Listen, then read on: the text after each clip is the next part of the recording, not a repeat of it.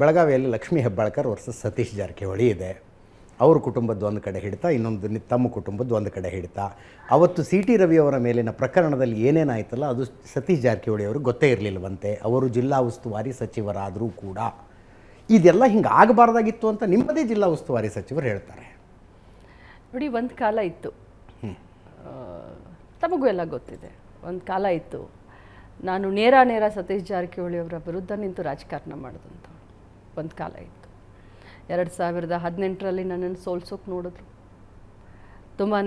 ಅವ್ರಿಗೆ ನನಗೆ ತುಂಬಾ ಜಿದ್ದಾಜಿದ್ದಿಯಾಗಿ ನನ್ನನ್ನು ಸೋಲ್ಸೋಕೆ ನೋಡಿದ್ರು. 2000 ಬಂದು ನನ್ನ ವಿರುದ್ಧ ಪ್ರಚಾರ ಮಾಡಿದ್ರು. ಇಬ್ಬರು ಒಂದೇ ಪಕ್ಷದಲ್ಲಿ ಬಂದು ಪ್ರಚಾರ ಮಾಡಿದ್ರು.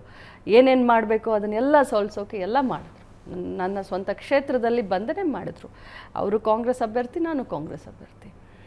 ಆದರೆ ಯಾವಾಗ ನನ್ನ ಸಹೋದರನ ಒಂದು MLC ಚುನಾವಣೆ ಬಂತು, ತಮಗೆಲ್ಲರಿಗೂ PLD ಬ್ಯಾಂಕದ ಕಥೆನೂ ತಮಗೆಲ್ಲರಿಗೂ ಗೊತ್ತಿದೆ.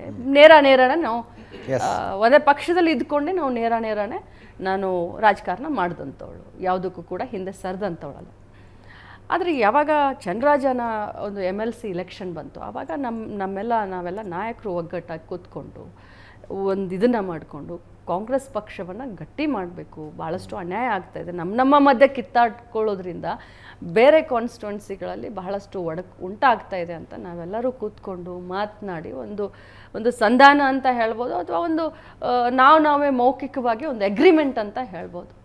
ನಮ್ಮ ಪಕ್ಷದ ಪರವಾಗಿ, ಮುಂದೆ ನಾಯಕತ್ವದ ಪರವಾಗಿ ಭಾಳಷ್ಟು ಡಿಸ್ಟರ್ಬೆನ್ಸ್ ಆಗ್ತಾ ಇದೆ, ಭಾಳಷ್ಟು ಡಿಬೇಟ್ ಆಗ್ತಾ ಇದೆ. ಒಂದು ನನ್ನ ಬನ, ಇನ್ನೊಂದು ಅವತ್ತಿನಿಂದ ಇಲ್ಲಿಯವರೆಗೆ ಸರ್, ಚಂದ್ರರಾಜ್ ಹಟ್ಟಿಹೊಳಿ ಅವರು ಎಲೆಕ್ಷನ್ ಆದಾಗಿನಿಂದ ಇಲ್ಲಿವರೆಗೆ ಒಂದು ದಿನ ಕೂಡ ಅವರು ನನ್ನ ವಿರುದ್ಧ ಆಗಲಿ, ನಾನು ಅವರ ವಿರುದ್ಧ ಆಗಲಿ, ಒಂದು ದಿನ ಕೂಡ ನಾವು ರಾಜಕಾರಣ ಮಾಡಿಲ್ಲ.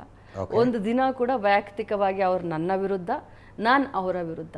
ಈ ಮಾಧ್ಯಮದಲ್ಲಿ ನೀವು ಏನೇನು ತೋರಿಸ್ತಿರೋ, ಯಾಕಂದರೆ ಆ 2 ಘಟನೆಗಳಿದಾವಲ್ಲ, PLD ಬ್ಯಾಂಕದ್ದು ಒಂದು ಘಟನೆ ಇದೆ. ಅದಕ್ಕಿಂತ ಮುಂಚೆ ನನ್ನನ್ನು ಸೋಲಿಸಬೇಕು ಅಂತ 2018ರಲ್ಲಿ ನಾನು 52,000 ಲೀಡ್ನಿಂದ ಗೆದ್ದೆ. ಅವಾಗ ಅಂದರೆ ಅವರ ಮಗಳು ಗೆದ್ದು ತಮ್ಮ ಮಗ ಸೋತಿದ್ದರ ಹಿಂದೆ ಈ ರಾಜಕಾರಣ ನೋ ವೇರ್ ಕನ್ಸರ್ನ್. ನಾನು ಭಾಳಷ್ಟು ಹೋಶು ಹವಾಜ್ನಲ್ಲಿ ಹೇಳ್ತಾ ಇದ್ದೀನಿ, ನನ್ನ ಮಗನ ಸೋಲಿಗೆ ಬೇರೆ ರೀತಿಯೇ ಕಾರಣ ಇದೆ. ಬೇರೆ ರೀತಿಯೇ ಕಾರಣ ಇದೆ. ನಾನು ಅವ್ರು ಗೆದ್ದು ಆರೋಪ ಮಾಡಿದರು, ಗೆದ್ದು ನಮ್ಮ ಪಕ್ಷದಲ್ಲಿ 2-3 ಜನ ಹಿಂಗೆ ಮಾಡಿದ್ರು ಅಂತ ಗೆದ್ದು ಆರೋಪ ಮಾಡಿದರು. ಬಟ್ ನಾನು ಸೋತರು ಆರೋಪ ಮಾಡಿಲ್ಲ, ಯಾಕಂದರೆ ಆರೋಪ ಮಾಡುವಂಥ ಪ್ರಮೇಯನೇ ಬಂದಿಲ್ಲ. ನನ್ನ ಮಗನ ಸೋಲಿಗೆ ಅನೇಕ ಬೇರೆ ಕಾರಣಗಳಿದೆ.